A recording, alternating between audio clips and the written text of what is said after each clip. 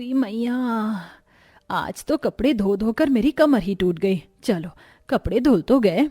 कपड़े धुलकर मंजू देवी थक कर आकर सोफे पर बैठ जाती है और अपनी बेटी भूमि से बोलती है, भूमि बेटी जरा जाकर मेरे लिए एक कप चाय तो बना ले आ। अपनी माँ की बात सुनकर भूमि अलसाते हुए बोली, ओफो माँ, इतनी गर्मी में चाय पीना जरूरी है क्या? अभी मेरा किचन में जाने का बिल्कुल मन नहीं है। हे भगवान, क्या करूं मैं इस लड़की का, एक कप चाय बनाने में भी काम चोरी कर रही है। भगवान ना करे मगर बड़ा ससुराल मिल जाएगा तो कैसे करेगी सब कुछ। इतने में पंडित जी भी आ जाते हैं। जय गोविंद गोपाला की मंजू बहन। पंडित जी आइए आइए, नमस्ते, बैठिए। भूमि जा बेटी, जल्दी से 2 कप चाय बना कर ले आ। जी माँ। तभी पंडित जी लड़के की तस्वीर दिखाते हैं। ये देखिए बहन जी, सोने में से नगीना लड़का ढूंढ कर लाया हूँ भूमि बिटिया के लिए। लड़के की कोई बहन नहीं है, हाँ मगर लड़का 4 भाई है। कोई बात नहीं पंडित जी, मुझको ये रिश्ता मंजूर है। छोटा मुंह बड़ी बात, मगर आप भी जानते हैं ससुराल में सारा कलेश ननद के चलते मचता है। देवर तो ठीक ही होते हैं। तभी भूमि चाय लाकर परोसती है। लीजिए पंडित जी, चाय पीजिए। अरे बिटिया, ये तस्वीर तो देख जरा, पंडित जी ने तेरे लिए एक बड़ा ही नेक एक रिश्ता बताया है। लड़का 4 भाई हैं, बहन कोई नहीं है। भूमि जिगर की तस्वीर देखकर पसंद कर लेती है और शर्माते हुए बोलती है, माँ मुझको ये लड़का पसंद है। कुछ दिनों में धूमधाम से भूमि और जिगर की शादी हो जाती है और वह अपने ससुराल में आ जाती है, जहां 10 लंबे चौड़े हाइट वाले भाई दरवाजे पर खड़े थे। अरे ये जिगर जी के दोस्त तो बड़े बेशर्म हैं। अरे शादी खत्म हो गई है मगर ये 10 के 10 तो मेरे ससुराल में दही के जैसे जम गए हैं, जैसे कि मेरे सगे देवर लग रहे हो। भूमि अपने मन में जैसे ये बात कहती तभी उसकी सास स्नेहलता स्वागत करवाते हुए बोलती है, बहू दाएं पैर से कलश गिराकर अंदर आ जाओ। जी मम्मी जी। आओ नई दुल्हन, अब मैं तुम्हें सबसे मिलवा देती हूँ। ये तुम्हारे ससुर जी हैं और बाकी ये सारे तुम्हारे देवर हैं। अजय, राज, अनमोल, विराट, माहिर, रोहित, आयुष, राम, लखन और भरत। 10 देवरों को देखकर भूमि हक्की बक्की सी हो जाती है। तभी 10 देवर भूमि को घेरा बनाकर नाचने लगते हैं। धिकता ना धिकता ना धिकता ना, भाभी तुम खुशियों का खजाना, धिकता ना धिकता ना धिकता ना। अरे अरे बस करो मेरे छोटे भाइयों, वरना तुम्हारी इकलौती भाभी चक्कर खाकर ना गिर जाए। जिगर भैया आप टेंशन मत लो, हम 10 देवर अपनी इकलौती भाभी को अपने पलकों पर बिठा के रखेंगे। तभी दूसरा देवर राज बोलता है, भाभी पता है हम 10 भाई देवर बनने के लिए तरस गए थे, लेकिन अब आप आ गई हो ना, हमको आपके हाथों का बढ़िया बढ़िया खाना खाने को मिलेगा। तभी 10वें नंबर का 8 साल का देवर आयुष कहता है, भैया भैया आप सब देखना, भाभी सबसे अच्छा अच्छा खाना मुझको बनाकर खिलाएगी, क्योंकि मैं उनका दुलारा देवर हूँ, है ना भाभी माँ। भूमि को जबरदस्ती की मुस्कुराहट के साथ कहना पड़ता है, हाँ हाँ क्यों नहीं मेरे लाडले देवर जी, मैं आपके लिए सब कुछ बनाऊंगी। जाओ नहीं बहू, अब तुम भी आराम करो, कल तुम्हारी पहली रसोई है, 36 काम होंगे तो आज भरपूर आराम कर लेना। भूमि अपने पति के साथ कमरे में आ जाती है, लेकिन अगले दिन की पहली रसोई का सोचकर पूरी रात उसे टेंशन में नींद नहीं आती। हे भगवान, 10 देवर, ऊपर से 2 सास ससुर, इतने बड़े टब्बर का खाना बनाने में कल तो मुझको नानी याद आने वाली है। पता नहीं उस ढक्कन पंडित ने कौन सी आंखों से देखकर कहा था कि लड़का 4 भाई है। सासू माँ और ससुर जी ने भी अपने टाइम में जमकर मैच खेला है, तभी तो 11 ठैया बच्चे पैदा करके क्रिकेट की टीम खड़ी कर दी। बेचारी भूमि बड़बड़ा कर सो जाती है। अगले दिन वह सवेरे के 5 बजे उठकर साफ सफाई खत्म करके नहा धोकर पूजा पाठ कर लेती है। तभी 10 देवर खाने के टेबल पर आ जाते हैं। प्रणाम सासू माँ, सब कुछ हो गया है, अब आप बता दीजिए पहली रसोई में क्या बनाना है। अरे बहू, मैं और तेरे ससुर जी तो कुछ भी खा लेंगे, मगर एक बार अपने 10 देवर से जाकर पूछ ले। जी ठीक है। देवर जी आप सबको क्या पसंद है बता दीजिए। भाभी मेरे लिए मटर पनीर, पूड़ियाँ और थोड़े से पुलाव भी बना देना। भाभी मेरे लिए भी अजय की तरह सेम, बस मीठे में एक छेना मिठाई ऐड कर लेना। ठीक है। रोहित, माहिर, देवर जी, अनमोल, राज, विराट, रोहित बता दीजिए क्या खाना है। भाभी हमारे लिए शाही पनीर, मलाई कोफ्ता, नान, रोटी, मिस्सी रोटी बनाना और मिक्स वेज भी बनाना। ठीक है। तुम क्या खाओगे आयुष। वेट भाभी, मुझको सोचने दो। 10 के 10 एक से बढ़कर एक नमूने हैं, ट्रेन के इंजन के जैसे घंटा भर चाहिए सोचने के लिए, इसी में 12 बजवा देंगे। भाभी मेरे लिए मंचूरियन, चाउमीन और मोमोज बनाना। सबकी फरमाइश लेकर भूमि किचन में आकर अपनी पहली रसोई की शुरुआत करती है।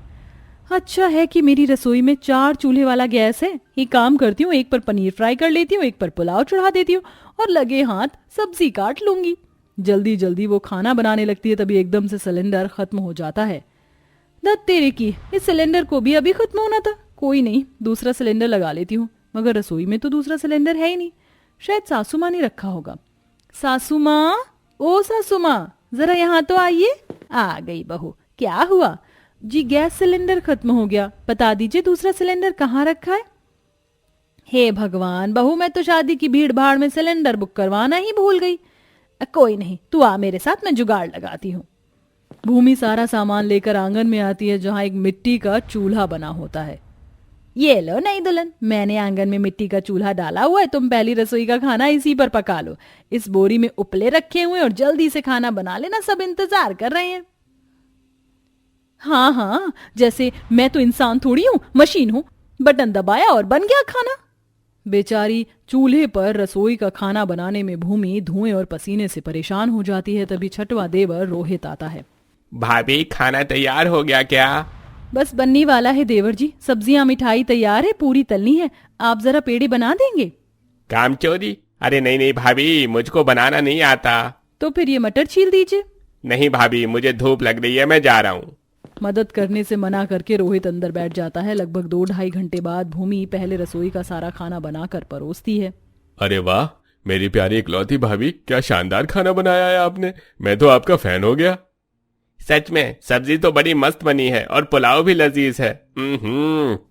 वाह भाई वाह। देखो तो कैसे 10 के 10 चटोरी लुगाइयों की तरह चबर चबर करके खा रहे हैं।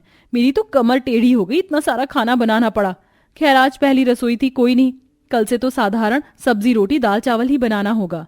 ऐसा बोलकर वो अपने दिल को समझा तो लेती है। जैसे ही अगले दिन वो खाना बनाने चलती है तो उसके 10 देवर किचन में पधार जाते हैं।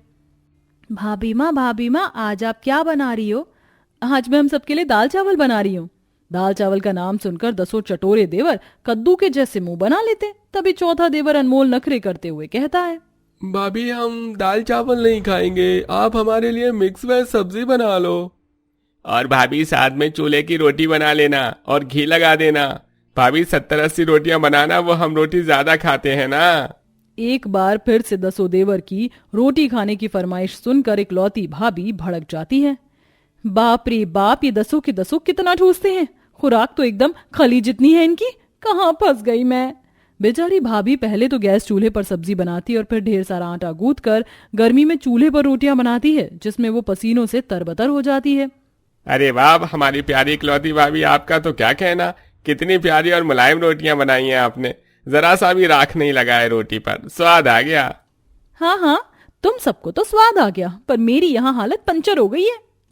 इसी तरह से दिन गुजरता है। 10-10 देवर के लिए ससुराल में अकेले खाना बना बना कर भूमि बहुत कमजोर हो जाती है, क्योंकि उसका ज्यादातर टाइम खाना बनाने में बीत जाता है और बाकी बर्तन धुलते सफाई करते हुए, जिससे उसे एक पल के लिए आराम भी नहीं मिल पाता।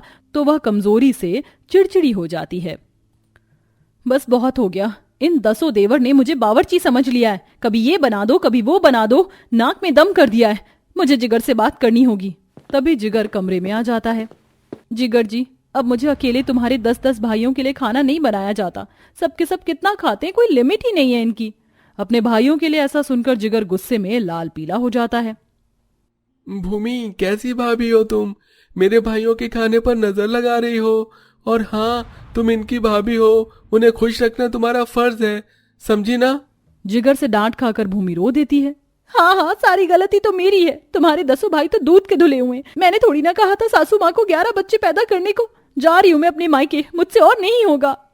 दोनों के बीच की नोक-झोंक भरी बातें दरवाजे पर खड़ी सास सुन लेती है और अंदर आकर बोलती है, बहू ये 10 तेरे देवर तो हैं, लेकिन मेरी सगी औलादे नहीं। मेरे केवल 4 बेटे हैं। ये 7 लड़के तेरी चचिया सास के हैं, जिनकी एक दुर्घटना में मौत हो गई, इसलिए मैंने और तेरे ससुर जी ने उन्हें पाल लिया। यह सुनकर भूमि को अपने किए बर्ताव के लिए बहुत बुरा लगता है। तो वहीं उसके 10 देवर भी सारी बातें सुन लेते हैं।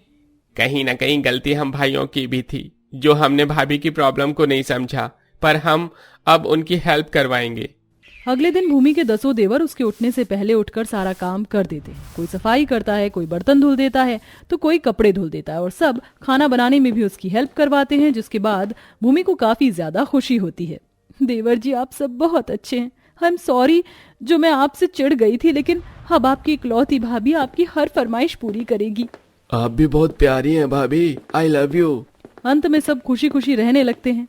वेल दोस्तों, अगर आपको मौका मिलेगा 10 देवर की भाभी बनने का, तो आप क्या करना चाहेंगे?